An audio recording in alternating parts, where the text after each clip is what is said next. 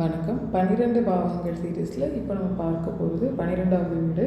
அதாவது லக்னத்துக்கு முந்தைய கட்டம், லக்னத்திலிருந்து எண்ணிங்கன்னா 12வதாக வரக்கூடிய வீடு. இது முடிவுகளை குறிக்கும் ஸ்தானம் என்று குறிப்பிடப்படுகின்றது. எந்த ஒரு விஷயத்தையும் எவ்வளோ சிறப்பாக ஆரம்பிக்கிறோமோ அதே போல் ரொம்ப சிறப்பாக முடிக்கும்போது தான் அந்த ஹோல் விஷயமுமே ரொம்ப அழகானதாகவும் இனிமையானதாகவும் ரொம்ப மீனிங்ஃபுல்லாகவும் இருக்கும் இல்லையா? அதனால தான் நம்ம ஸ்கூல் முடிக்கும் போதும் சரி, காலேஜ் முடிக்கும் போதும் சரி, இல்லை ஏதாவது ஜாப்ஸ் எல்லாம் நம்ம ஸ்விட்ச் பண்ணும்போது கூட ஃபேர்வெல் பார்ட்டி, சென்ட் ஆஃப் பார்ட்டின்னு வச்சு ரொம்ப சந்தோஷமான நினைவுகள் எல்லாத்தையும் சொல்லி அதை அழகாக அனுப்பிச்சி கொடுப்பாங்க. உடல் உறுப்புகளில் கூட பார்த்திங்கன்னா பாதத்தை குறிக்கக்கூடியது இந்த 12ஆம் இடம். ஸோ எந்த ஒரு விஷயத்துலையுமே அது ஒரு லைஃப்பாக இருக்கலாம், இல்லை வேலையாக இருக்கலாம், இல்லை ஒரு நாளினுடைய இறுதியாக இருக்கலாம், இல்லை நீங்கள் ரிசர்ச் பண்ணிகிட்ருக்கீங்கன்னா அந்த பேப்பரை ரிசர்ச் பண்ணி முடித்து தீசிஸ் வெளியிடக்கூடிய அந்த முடிவுகளாக இருக்கலாம். இந்த மாதிரி எது ஒன்றுத்தினுடைய ஒரு நிகழ்ச்சி, ஒரு ஒரு பட்டிமன்றமே இருக்குன்னா அதனுடைய முடிவுரையாக இருக்கலாம். அந்த மாதிரி எது ஒன்றுத்தினுடைய முடிவையும் குறிப்பிடக்கூடியது இந்த 12ஆம் இடம். அதே போல் இதை மோட்சஸ்தானம் அப்படின்னு கூட சொல்கிறாங்க. அதாவது இந்த 12ஆம் இடத்துல கேது இருக்க பிறந்தவர்கள் உண்மையாகவே கொடுத்து வச்சவங்க தான்.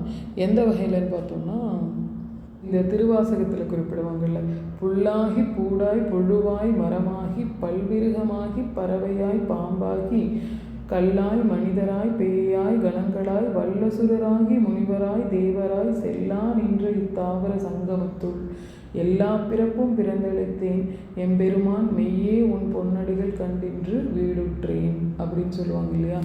அதாவது எல்லா பிறவையும் எடுத்துட்டேன், கடைசியில் இறைவனுடைய திருவடிகளை நம்ம சரணாகதி அடைஞ்சிட்டோம் அப்படின்றது மாதிரி சொல்லுவாங்க இல்லையா? அந்த மாதிரி ஒரு மோட்சத்தை கொடுக்கக்கூடிய வல்லமை இந்த 12ஆம் இடத்துக்கு இருக்குது. இதை 3/4 பங்கு மறைவு ஸ்தானம் அப்படின்னு சொன்னால் கூட இது மிகவும் வலிமையான ஸ்தானம். ஏன்னா நிறைய முக்கியமான விஷயங்களை உள்ளடக்கி இருக்கக்கூடிய வீடு இந்த 12ஆம் வீடு. இதை அயன சயன போகஸ்தானம்னு குறிப்பிடுறாங்க. அயனம் அப்படின்றது இடம்பெயர்தலை குறிக்கும். இடம்பெயர்தல் அப்படின்னு சொல்லும்போது அது வெளிநாடோ வெளி தேசமோ இல்லை வெளியூரோ எங்கேயாவது ஒரு பக்கம் தன் பிறந்த இடத்துலேருந்து பூர்வீகத்தை விட்டு ஷிஃப்ட் ஆகி அதுக்கப்புறம் லைஃப்பில் பெரிய ஆளாகக்கூடிய அமைப்புகளை சுட்டி காட்டக்கூடியது இந்த வீடு. முக்கியமாக இந்த 12ஆம் வீட்டோட சுபர்கள் தொடர்பு கொண்டு நல்ல விதமாக வளர்த்துருக்கும் பொழுது வெளிநாடுகளில் நல்ல சம்பளத்துக்கு நல்ல வேலையில் நீண்ட காலம் தங்கியிருக்கக்கூடிய வாய்ப்புகளை பெறுவாங்க. அதே போல் அங்கேயே சொத்துக்கள்லாம் வாங்கி செட்டில் ஆகக்கூடிய அமைப்புகள், அங்கேயே சிட்டிசன்ஷிப் வாங்கக்கூடிய அமைப்புகளை எல்லாம் குறிக்கக்கூடியது இந்த 12ஆம் இடம். அப்படி வெளிநாட்டு அமைப்பு இல்லை அப்படின்னா கூட சொந்த ஊரை விட்டு கொஞ்சம் தள்ளி செட்டில் ஆகக்கூடிய நிச்சயமான அமைப்புகளை குறிக்கக்கூடியது இந்த வீடு தான். அடுத்து சயனம்னு சொல்லும் பொழுது நல்ல நிம்மதியான உறக்கம். ஒருத்தருக்கு நிம்மதியான தூக்கன்றது ரொம்ப முக்கியம் இல்லையா? அப்போது நல்லா தூங்கி எழுந்திரிச்சா தான் ஆரோக்கியம் நல்லாயிருக்கும், அந்த பர்சனால் ப்ரொடக்டிவாக செயல்பட முடியும். ஸோ இந்த நல்ல தூக்கம் கிடைக்குமா, அல்லது ஏதாவது ஒரு கவலையாலேயோ இல்லை ஏதாவது ஒரு டிஸ்டர்பன்ஸஸ்னால ஹெல்த் இஷ்யூஸ்னால அந்த தூக்கம் தடைப்படுமா அப்படின்றது சொல்லக்கூடியது இந்த ஸ்தானம் தான்.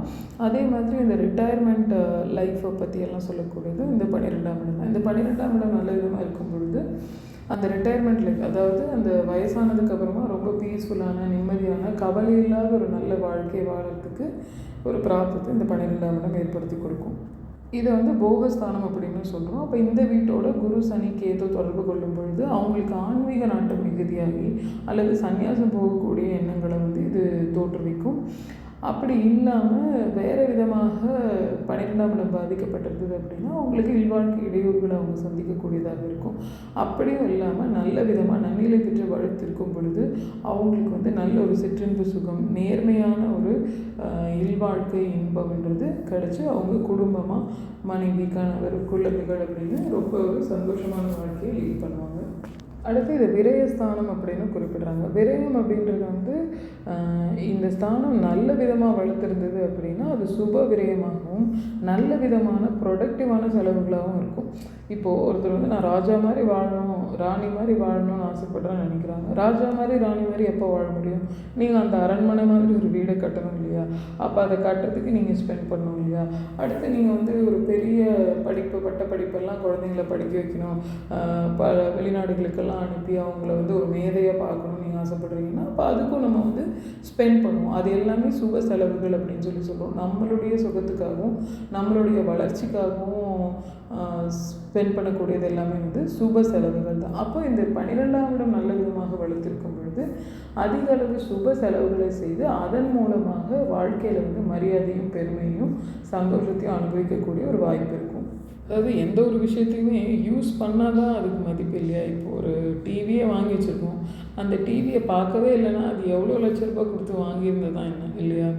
அந்த மாதிரி பணத்தையும் வந்து செலவு பண்ணும் பொழுது தான் அதுக்கு மரியாதை அதிகம். ஸோ வந்து அந்த மாதிரி செலவு பண்ணி ஒரு நல்ல ஒரு இன்பத்தை அடையக்கூடிய பிராப்தத்தை இந்த 12ஆம் வீடு கொடுக்கும்.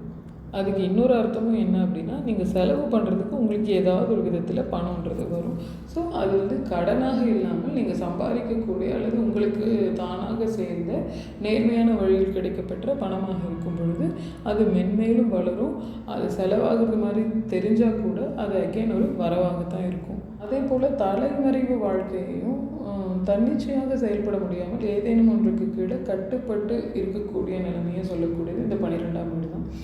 எந்த மாதிரின்னு பார்த்தோன்னா வந்து ஏதாவது ஒரு கடன் சிக்கல்னால் வந்து ஓடி ஓடியறதா இருக்கலாம், அல்லது வந்து ஏதாவது ஒரு சட்ட ரீதியான சிக்கல்களுக்கு ஆட்பட்டிருக்கலாம், அல்லது ஹாஸ்பிட்டலைஸ்டாக இருக்கலாம், அல்லது ஹவுஸ் அரெஸ்டாக ஆகிறது கூட. இப்போ எனக்கு தெரிஞ்சு 35-36 வயசில் இருக்கக்கூடிய ஒருத்தர் கூட அவங்க அப்பா அம்மா லவ் பண்ணுறாங்கன்றதுக்காக வந்து ஹவுஸ் அரெஸ்ட் பண்ணி வச்சு அவங்க கொஞ்ச நாள் வெளியிலே வராமல் இருந்து அதுக்கப்புறமாலாம் அவங்க வந்து வேறு வழியே இல்லாமல் வீட்டை விட்டு வெளியில் கிளம்பிட்டாங்க. அந்த மாதிரியெல்லாம் கூட நிலைமைகள் சொல்லக்கூடியது இந்த 12ஆம் இடம் தான். ஆனால் நல்ல விதமாக அந்த 12ஆம் இடம் வளர்த்துருக்கும் பொழுது அந்த அப்ஸ்காண்ட் ஆகிறது அப்படின்றது வந்து ஆன்சைட் போகிறது மாதிரி அங்கேயே இருந்து நல்ல விதமாக பணம், பேர், புகழ், செல்வாக்கு எல்லாத்தையும் சம்பாரித்து தான் குடும்பத்தையும் கூட்டிகிட்டு போயிட்டு கூட அங்கேயே செட்டில் ஆகிறது, அல்லது எல்லாத்தையும் சம்பாரிச்சுட்டு ஒரு நல்ல ஒரு சோஷியல் ஸ்டேட்டஸோட, நல்ல ஒரு ஃபினான்ஷியல் ஸ்டேட்டஸோட, நல்ல ஒரு ஹாப்பி மைண்ட் செட்டோட தன்னோட தாய்நாட்டுக்கு வந்து பீஸ்ஃபுல்லாக செட்டில் ஆகிறது, சந்தோஷமாக இருக்கிறதுன்ற மாதிரியான அமைப்புகளை இந்த 12ஆம் இடம் சொல்லும். அடுத்ததாக கோவில் திருப்பணிகளை செய்கிறதுக்கான வாய்ப்புகளை பெறுவது, முக்கியமாக கோவில் கட்டி கும்பாபிஷேகம் செய்கிறது, குலதெய்வம் கோயிலை ரெனோவேட் பண்ணுறது, இந்த மாதிரியான விஷயங்களெல்லாம் சொல்லக்கூடியது இந்த 12ஆம் இடம்.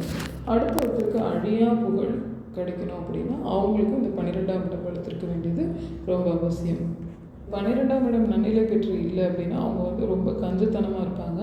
அப்படி இல்லாமல் சுபர்களுடைய தொடர்பை பெறும் பொழுது அந்த பர்சன் ரொம்ப உதவு மனப்பான்மை கொண்டவராக, தான தர்மத்தில் ரொம்ப இன்ட்ரெஸ்ட் இருக்கக்கூடியவராக, அதிகமாக செய்யக்கூடியவராக இருப்பார். இந்த 12ஆம் இடம் நல்ல விதமாக வளர்க்குறதுக்கு பரமேஸ்வரனை கும்பிடலாம். அதோட பள்ளிகொண்ட பெருமாள் எந்த ஊரில் எந்த இடத்துல இருந்தாலும் பெருமாளை, சயன பெருமாளை கும்பிடுறதன் மூலமாக இந்த 12ஆம் இடத்தின் நட்பலன்களை முழுமையாக அனுபவிக்கலாம். இந்த வீடியோ கண்டிப்பாக உங்களுக்கு யூஸ்ஃபுல்லாக இருக்கும்னு நினைக்கிறேன். அண்ட் இதோட நம்மளோட 12 பாவங்கள் சீரீஸ் இனிதே முடிவடைகிறது. இந்த வீடியோ உங்களுக்கு யூஸ்ஃபுல்லாக இருந்ததுன்னா like, share, comment and please don't forget to subscribe to my channel astrology the science of light. Thank you so much. நன்றி, வணக்கம்.